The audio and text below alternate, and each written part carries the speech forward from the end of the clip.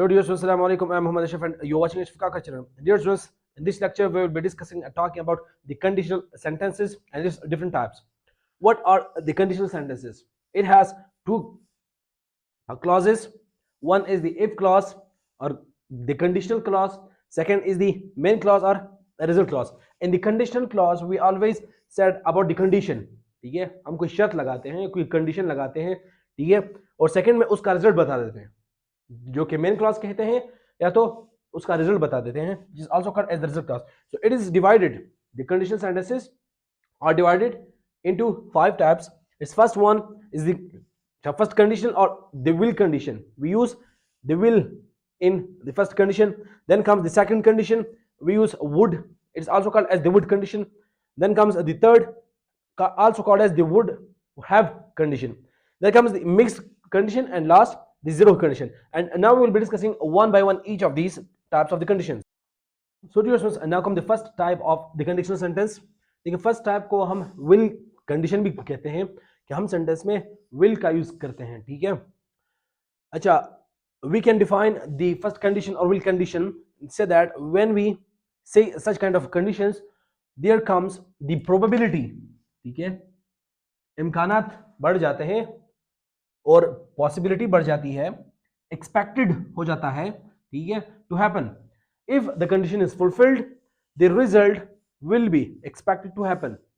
ठीक है, इस कंडीशन में, will कंडीशन में, हम ऐसे कंडीशन के बारे में बात करते हैं कि उसका होना, ठीक है, उसका होना मुमकिन हो या उसका न होना भी मुमकिन हो. ठीक है, हम ये श्योरिटी रखते हैं कि भाई मैं जो बात कर रहा हूं, ठीक है, मैं जो शर्त लगा रहा हूं, उसका होना, उसका रिजल्ट भी उसी के मुताबिक आएगा. ठीक है, if I say that this will happen so it will happen. ठीक है, if I say that this will not so it will B not. ठीक है, सो अच्छा, रिजल्ट भी उसके ही मुताबिक आता है. सो लाइक फॉर एग्जांपल, अच्छा, ये जो विल कंडीशन है, इसका जो इफ क्लॉज है, ठीक है, इसका जो इफ क्लॉज है, इसमें आप देखें कंडीशनल क्लॉज है जिसे हम कहते हैं इज ऑलवेज इन प्रेजेंट. हमें प्रेजेंट में लिखना है, लेकिन इसका मीनिंग बाज़ औक़ात प्रेजेंट में भी आ सकता है और फ्यूचर में भी हम इसका मीनिंग इसका निकाल सकते हैं. ठीक है, like for example, if she works hard, ठीक है, she will get good marks. अगर वो मेहनत करेगी, ठीक है, अगर वो मेहनत करती है, आप बोथ वेज में ले सकते हो. ठीक है, she will get good marks. तो इसमें देखें, इट्स द विल कंडीशन, ठीक है, और द रिजल्ट कंडीशन. इसे आप रिजल्ट या क्लॉज कह सकते हैं. And this is the conditional if she works hard. So the conditional clause will always be in present and it result clause will get will. ठीक है, मतलब अगर वो मेहनत करती है या करेगी, वो अच्छे मार्क्स ले सकती है. ठीक है, सो हम ये एश्योरिटी रखते हैं, हम ये प्रोबेबल है, हमें यकीन है कि भाई अगर वो मेहनत करती है वो पास होएगी. ठीक है, so this is the assurity where we use will. There will be 100% surety of the thing. ठीक है, मतलब आप ये याद रखें कि 100% श्योरिटी जहां पे आ जाए, हम वहां पर विल का इस्तेमाल करते हैं, और उसकी कंडीशनल क्लॉज में हम will be using the present form of the tense. Then the second sentence, like for example, if he is a statesman, if he is a statesman I will cast my vote for him. अगर वो मुहिब वतन है तो तभी मैं अपना vote उसके लिए कास्ट करूंगा. ठीक है, अब यहां पर श्योरिटी आएगी, अगर वो ये, ठीक है, ये जमानत देता है, वो इस बात का जामिन है, अगर वो एक सच्चा मुहिब वतन है तो मैं 100% उसको वोट दूंगा. ठीक है, तो विल क्लॉज में जो मेन बात याद रखनी है कि भाई वहां पर एश्योरिटी जो है ना पॉसिबल है 100%. Then come the second clause और the second conditional is also called the would condition. हम यहां पर वुड को यूज कर सकते हैं. अब वुड को हम इसलिए यूज कर सकते हैं, इसमें एश्योरिटी जो है 100% से नीचे आ जाती है. ठीक है, here we talk about against the present fact. ठीक है, मौजूदा जो सूरत हाल है उसके अगेंस्ट हम जाते हैं कि, ठीक है, हम ख्वाहिश जाहिर करते हैं कि भाई अगर ये होता, ठीक है, अगर ये हो तो उसका रिजल्ट ये होगा. ठीक है, लेकिन वो चूंकि है नहीं, ठीक है, प्रेजेंट फैक्ट के खिलाफ जा रहा है. अब इसमें जो था, जो प्रेजेंट है या फ्यूचर में जो होगा उसका रिजल्ट भी उसके मुताबिक आएगा. ये कह रहा है अगर ये होता, ठीक है, तो मैं ये चाहिए उसका रिजल्ट था, लेकिन चूंकि वो प्रेजेंट फैक्ट नहीं है तो इसलिए हम ये कह सकते हैं कि भाई we are talking against the present fact. ठीक है, लाइक फॉर एग्जांपल, अच्छा इसमें ये बात रखें, इसमें इमेजिन करते हैं हम, ठीक है, सिर्फ एक तसव्वुरी ख्याल की बात करते हैं जो कि रियल में ऐसा कुछ है नहीं। It comes the unreal situation and it is impossible unexpected conditions. ठीक है, अच्छा जिसका इम्कान मौजूद नहीं है। अच्छा इसमें जो इफ क्लॉज है, ठीक है, that always be written in the past indefinite. अक्सर ये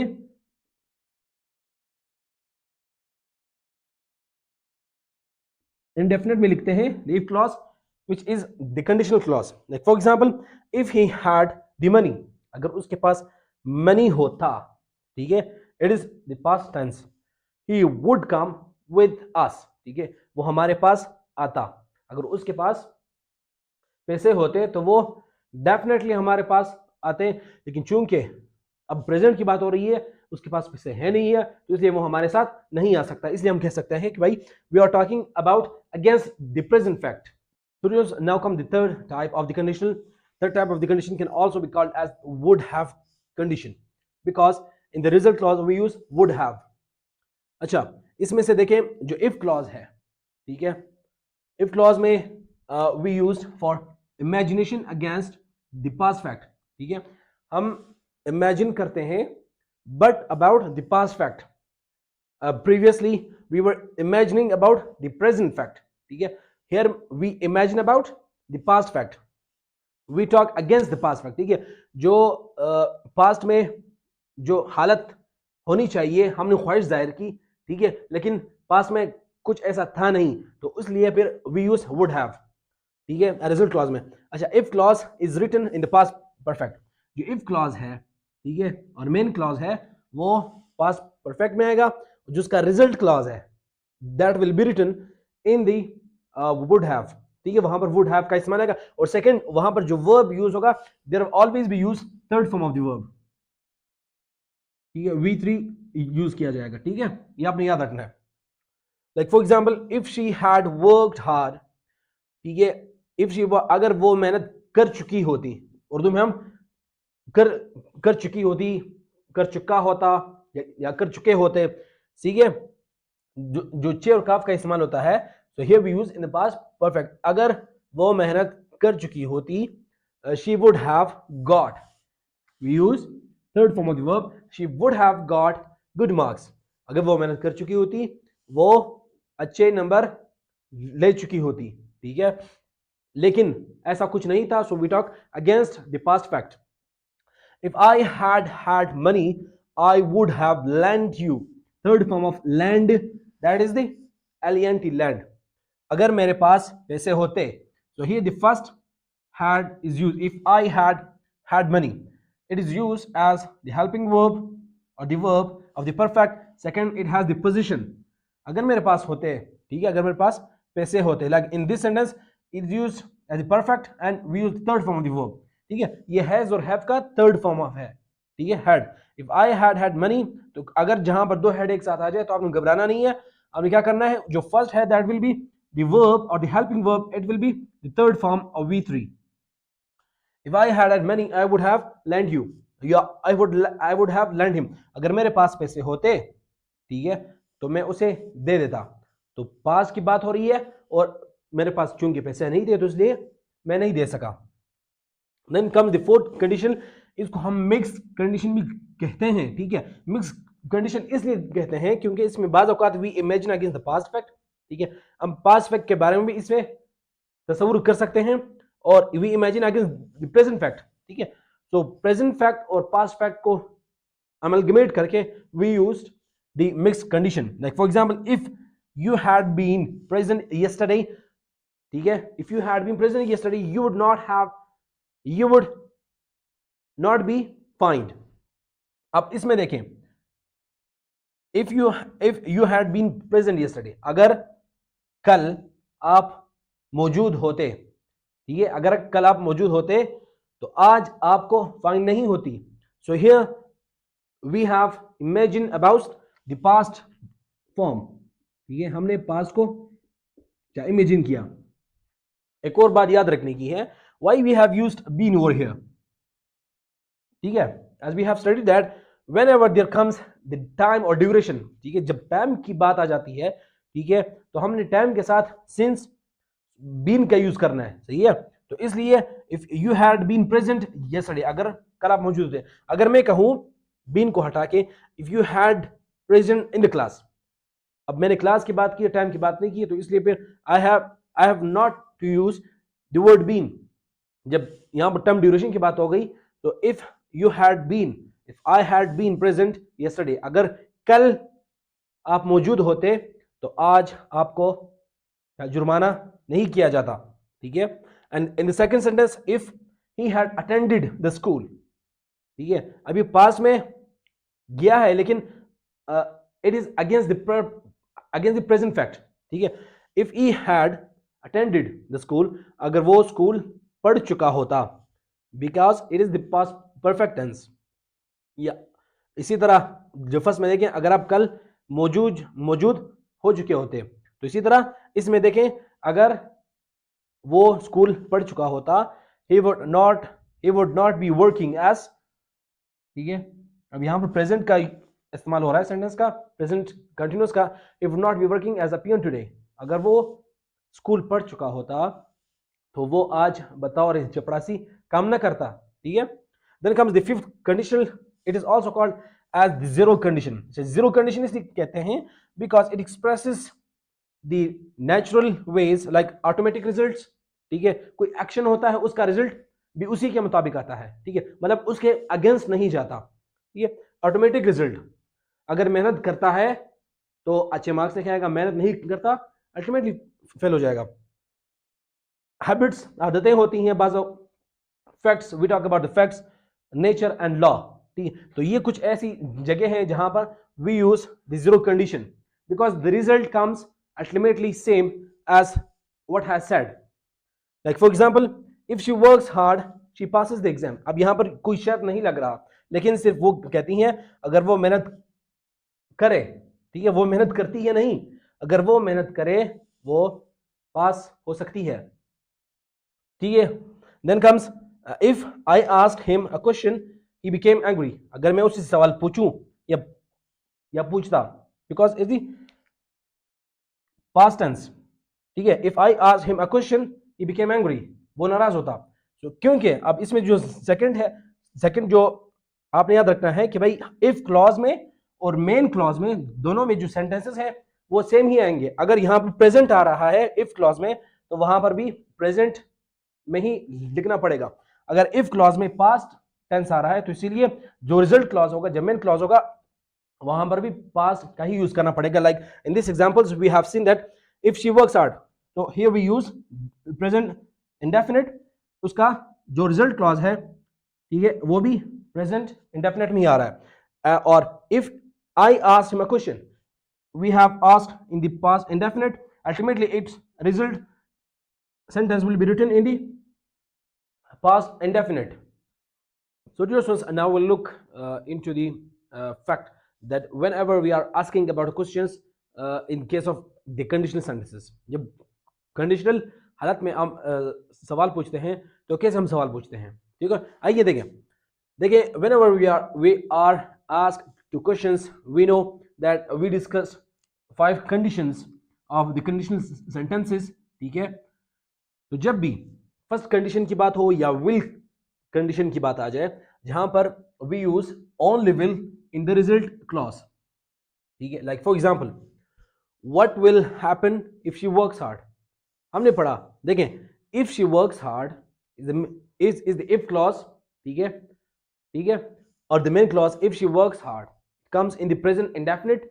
तो जो इसका रिजल्ट क्लॉज होगा that will always be, there will be used will, ठीक है। So if she works hard she will pass the exam, ठीक है, जहां पर हमने बात की 100% प्रोबेबिलिटी की, ठीक है, 100% प्रोबेबिलिटी की बात की। तो ऐसे सवाल पूछने के लिए जहां पर 100% प्रोबेबिलिटी आ जाए, तो उसी सवाल को हम रिवर्स करके पूछ सकते हैं, व्हाट विल हैपन, ठीक है, what will happen if she works hard. So ultimately the answer of this question will be if she works hard she will get good marks or she will pass the exam. Okay, clear? Then comes जब हम second condition को use करते हैं जहां पर would का इस्तेमाल होता है, ठीक है? Like what would you do, अब क्या करोगे, ठीक है? You if you sorry for miswriting, if you went to America, ठीक है? what would you do if you went to America, ठीक है? अब सेकंड कंडीशन में हमने कहा था जब हम वुड का इस्तेमाल करते हैं सो इसका मेन क्लॉज हमेशा पास्ट इंडेफिनिट में आना चाहिए, सही है? सो उसी आंसर को आप रिवर्स कर देते हैं कि भाई what would you do if you went to America? if I went to America I would do my own business. if I went to America, ठीक है? तो वही जो if clause है that will be in the past indefinite and the answer clause will be used with the word would, ठीक है? अगर मैं अमेरिका जाता हूं या जाता, ठीक है? so the probability or the answer of this I would do, लेकिन we are talking about against the present fact, ठीक है? अभी प्रेजेंट की बात हो रही है लेकिन we are talking about the against the present fact, तो इसलिए हम इस सिचुएशन में would का इस्तेमाल करते हैं and we ask a question like this. अब तीसरी हालत थी जहां पर we had to use would have, ठीक है? would have को हमने इस्तेमाल करना था और जो उसका if clause है वहां पर we had to use the past perfect tense, ठीक है? so if what would have happened, ठीक है? what would have happened if you had come to China, अगर आप चाइना आ चुके होते, ठीक है? it is the past perfect, so here we are talking about against the past fact. In the second condition we are talking about the against the present fact, and in third condition where we use would have, here we talk about the past fact against the past fact, ठीक है? हम past में कुछ ऐसा नहीं था लेकिन हम बात कर रहे हैं अगर ऐसा होता, हो चुका होता, ठीक है? अगर आप चाइना आ चुके होते, ठीक है? what would have happened, तो क्या होता, ठीक है? अच्छा, अब कुछ समझते हैं कुछ ऐसे सेंटेंसेस हैं उर्दू में कि उनकी उर्दू मीनिंग तो सेम है लेकिन अगर हम इंग्लिश में उसे देखें तो उसका मीनिंग चेंज हो जाता है, ठीक है? उसकी प्रोबेबिलिटी लेवल में चेंजिंग आ जाती है. लाइक मिसाल के तौर पर मैं लिखता हूं अगर मैं बादशाह होता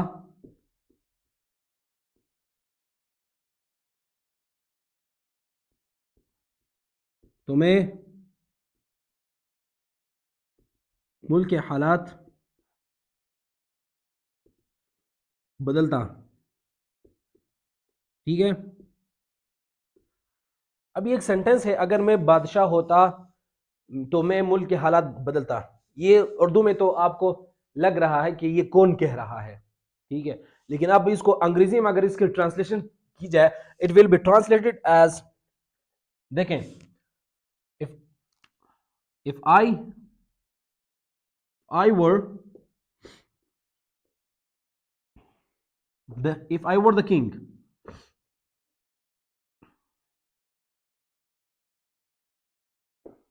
ठीक है? If I were the king मतलब we have used the past tense, ठीक है? आई वुड चेंज्ड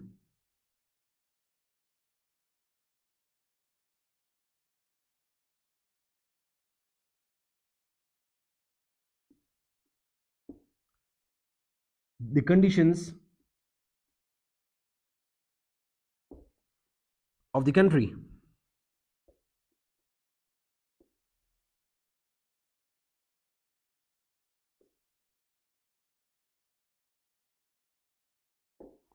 ठीक है?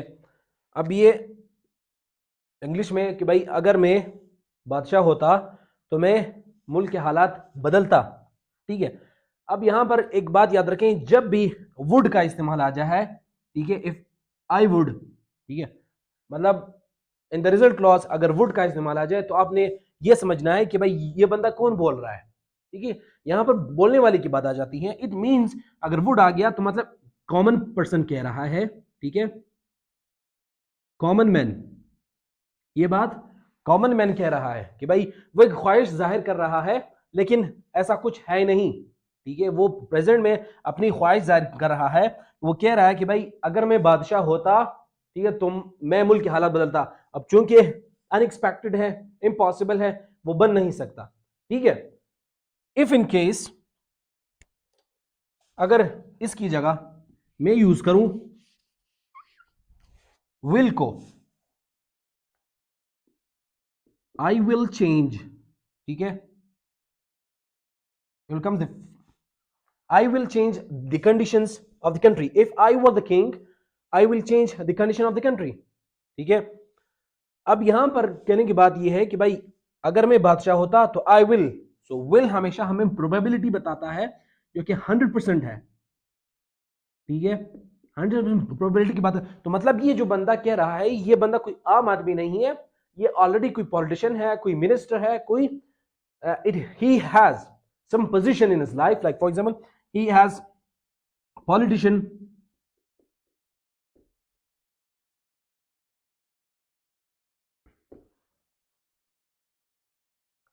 या कोई लीड बंदा है, ठीक है, कोई बिजनेसमैन है, मतलब कोई ऐसा शख्स जो कोई मनसब रखता है अपनी जिंदगी में, कोई आम फकीर शख्स नहीं है।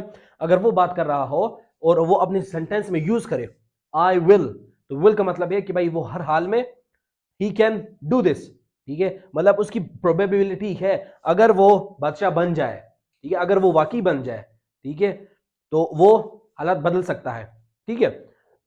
सो लास्ट में एक चीज आपको बताने जाना है कि भाई वो ये कि we have seen that we do not use will or would in the if clause, ठीक है। अब आपके लिए सवाल छोड़ रहा हूं और इसका जवाब मैं नेक्स्ट पार्ट में दूंगा, ठीक है। अगर हम इस्तेमाल करें इफ आई वर या इफ आई से, इफ अगर इफ क्लॉज में will, if I will run fast, मतलब कहने की यह है कि अगर आपने विल क्लॉज में, इफ क्लॉज में विल का इस्तेमाल किया या वुड का इस्तेमाल किया, तो सेंटेंस का मीनिंग क्या होगा और इससे हम क्या मुराद लेते हैं, ठीक है, इसको हम समझते हैं हमारे नेक्स्ट पार्ट में। So thank you so much for watching, see you in the next lecture.